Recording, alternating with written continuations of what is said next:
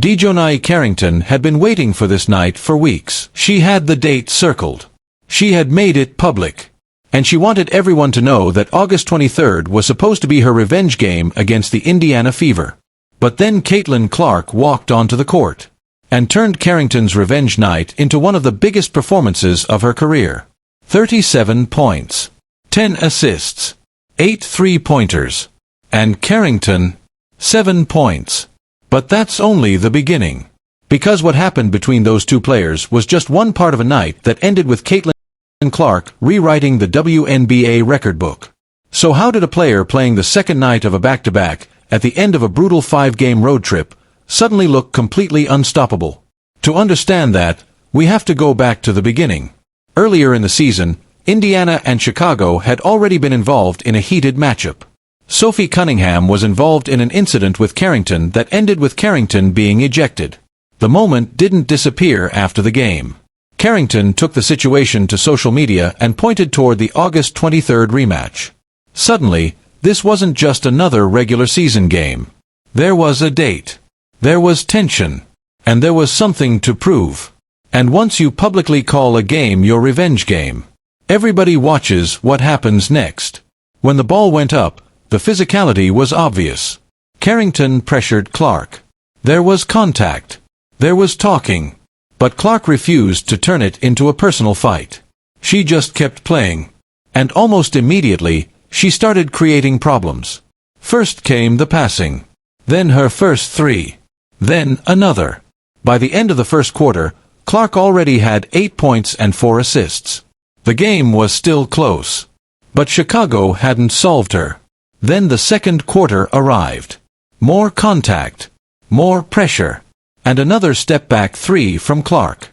Carrington tried to make the matchup emotional. Clark kept making it basketball. And then Chicago made the mistake that would follow them all night. They gave Caitlin Clark space. Not much. But enough. Because when Clark gets space, defenders have two choices. Step toward her. And she finds the open teammate. Stay back. And she shoots. That gravity started opening the entire court. A behind-the-back pass. Another assist. Another three. By halftime, Clark had 18 points, 6 assists and 3 threes. And somehow, Indiana was still down by 1. That should have been encouraging for Chicago. Instead, it was the warning. Because Clark was only getting started. The second half changed everything. Another three. Then another. Indiana started pulling away. Every time Chicago found a little momentum, Clark had another answer. Then came a ridiculous deep shot from well behind the line. It dropped. Clark reached 29 points. And the biggest numbers were still coming. Another three. Another assist. Then the 8th three-pointer. A career high. And when the 10th assist arrived, 37 points. 10 assists. 8 threes. A double-double. But here's where the night became historic. Clark became the first player in WNBA history with multiple 35-point, 10-assist games. She also reached 5 career 30-point, 10-assist games. The rest of the league had never produced that kind of consistency from one player.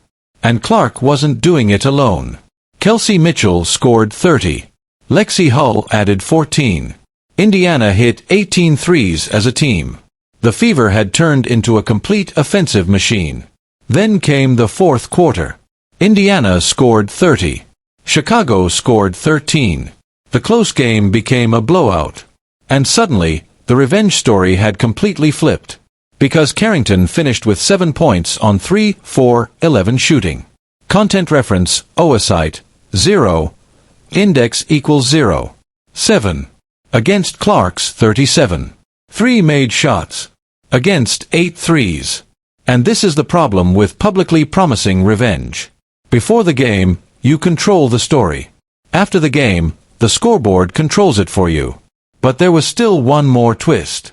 After the final buzzer, the conversation moved online. Carrington's reaction focused on officiating, and fans immediately compared those complaints with the box score. Content reference, Oasite, 1. Index equals 1. 7 points. A huge loss. Meanwhile, Clark had 37 points, 10 assists and 8 threes.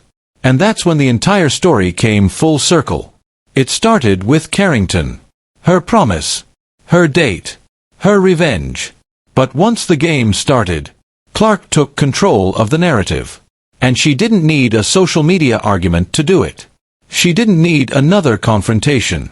She didn't need the last word. She had already said everything with the basketball. Because on the second night of a back-to-back, at the end of a 5-game road trip, with everyone waiting for her to finally slow down, Caitlin Clark produced one of the best performances of her season. The player everyone expected to be tired looked unstoppable. The player everyone expected to be distracted looked completely locked in. And the player who was supposed to be the target of someone else's revenge ended up being the reason everyone remembered the night. Carrington had the date. Clark had the performance. Carrington had the build-up. Clark had the record book. And by the final buzzer, the revenge game belonged to Caitlin Clark.